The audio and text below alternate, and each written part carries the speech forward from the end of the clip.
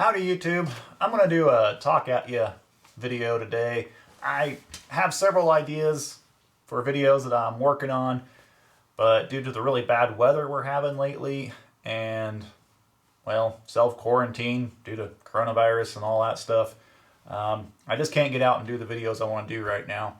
We even had to cancel a trip because of the coronavirus. Actually, 2 trips we've had to cancel now because of coronavirus. And that's got me a little bit depressed. So I thought, I'll turn on the camera. Maybe it'll help a little bit. But one of the videos I really want to do is talk about some of my favorite backpacking climbing gear. But I was going to do that on the trip because we're actually heading up to the mountains and stuff for a while. I thought it'd be a lot better to do it out there instead of trying to find some place to do it out here in the plains of Kansas. Oftentimes I have difficulty filming out here on the plains because of the wind. And also I no longer have access to my climbing gym, so that kind of sucks. But point being, I was just kind of entertaining myself last night, watching some YouTube videos, and one of the videos I was watching jogged my memory on a video that I've been working on for several years now at this point, actually. And that is, don't leave your crash site. And crash site is in quotes because, you know, it could be something like, don't leave your stuck car, don't leave your situation. I don't know. I've been trying to figure out the right word to put in there.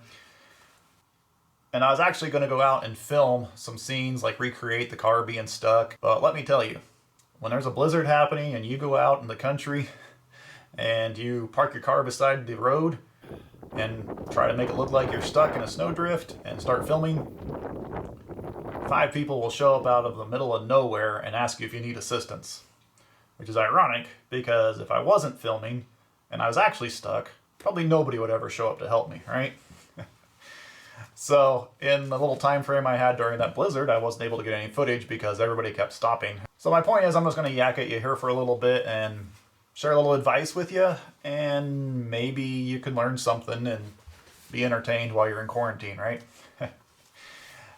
The video I was watching that jogged my memory about the crash site video was about these airmen in Australia during World War II that their plane crashed, and I believe 4 of them survived the crash. The survivors took off walking across the outback of Australia thinking they knew that they were headed straight towards a city or the base or whatever. I can't remember. They thought they knew which way they were going. That's what I should say. It turns out they didn't know exactly where they were at, and they ended up heading in the wrong direction because their plane was actually past where they thought they were. So they ended up going further and further into the outback. And only one of those 4 survived walking. And he was found months and months later. It's a crazy story. But the search and rescue team found the crash fairly quickly, but they couldn't find the 4 men that took off walking into the outback. They never could catch up to them. And I think that is something that happens a lot. Not plane crashes specifically, but like out here on the plains of Kansas, not to be confused with airplanes, the grass plains, the prairie, we drive a long ways between towns to go do stuff. You know, you live way out in the country on a farm, a lot of people do, and travel into town to get groceries or whatever, and it's not uncommon to get stuck or have a breakdown on that trip. And a lot of people will take off walking cross country because they know where the neighbor's house is or something. So they'll take off across a pasture. And that can be a really bad move. If search and rescue of some sort, whether it's just your neighbor or something, finds your car because your car is right beside the road or in the middle of the road, they don't know which direction you went. You know, they can take some guesses, but you can't just take off driving across a pasture, usually, to try to find somebody and all that. So it really slows up the search and rescue. So normally, specifically if the weather is bad, it's wise to just stay at your car until somebody finds you. Besides that, your car is shelter, you know. Usually, unless you've had a really bad wreck. But if you've had a really bad wreck and your car is not a shelter, then, well, you're probably definitely not walking home or something like that. You know, I have actually walked home several times from having a flat or something like that, but it's always been when the weather was good. And a couple times I've actually met my neighbor driving home too, and he took me the rest of the way to my house, or, you know, it was only a half mile from home or something like that. But the weather was always good. If the weather's bad, you don't walk. You don't leave your car. Or if you don't know where you're at, you don't leave your vehicle. Well, another story that is in my notes here is about a couple that went out to test drive their Jeep one day, and they hit a rock, a little boulder, I guess you more call it, and they set the Jeep up on its side, and they took off walking cross country trying to get help. And that turned out to be a really bad thing too, because people actually found their Jeep, but they couldn't find the couple because they didn't know where they went.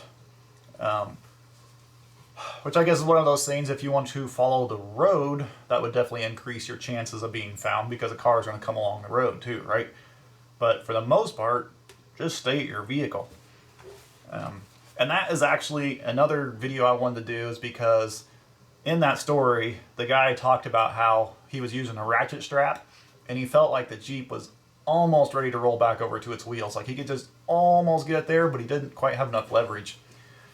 And I saw his setup, I don't know, but if he actually was using a ratchet strap, like they were showing a big tie-down strap, a nice heavy one of the things he could have done is put a stick in there and twisted the strap and created a lot more leverage, and he probably could have got that thing back on its wheels. And there's some other really simple things too that he could have done and probably gotten that thing back upright. And so I really want to make a video on that one of these days.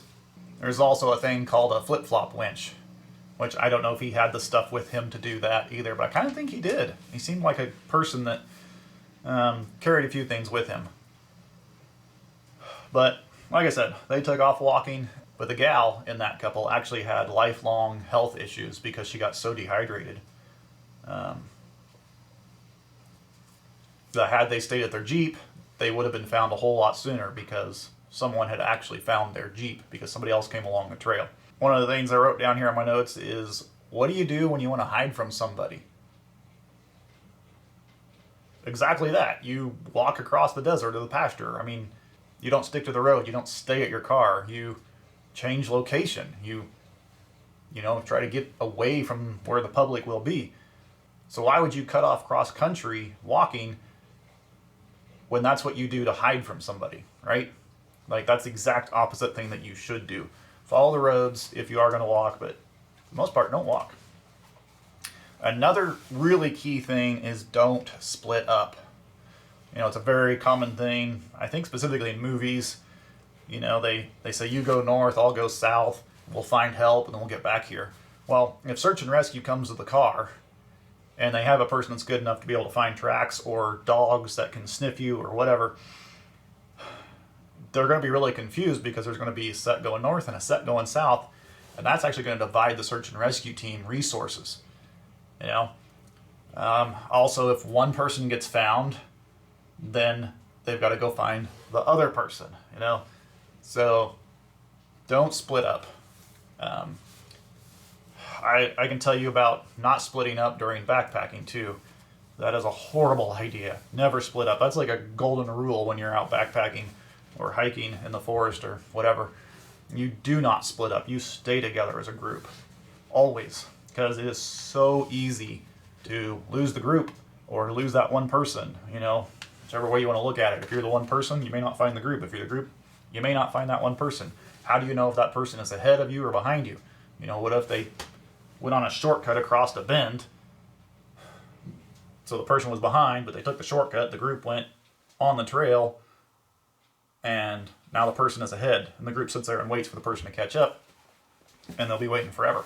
And the person that got out in front is like, why am I not ever catching the group? And they just keep walking and walking and walking. It's a disaster. So don't ever split up. Another video that I'm working on is when to quit. It's going to be stuff like how to recognize the signs of fatigue and hypothermia, and when do you stop and set up your tent? When do you go back to the house. You know, I don't know. So got some ideas going on that. If you want to throw some ideas in the comments about signs that you have discovered are really good to pay attention to as far as when you should quit doing whatever you're doing, yeah, throw them in the comments there. I think I said that. I don't know what I said. Make a comment on when you think you should quit. All right, well, I'm going to go find something else to do. So hopefully you got a little something out of this video. I know it's not too whoopee and too great, but I'm bored, so what the heck, right? All right, y'all be safe. Stay away from each other. See y'all later.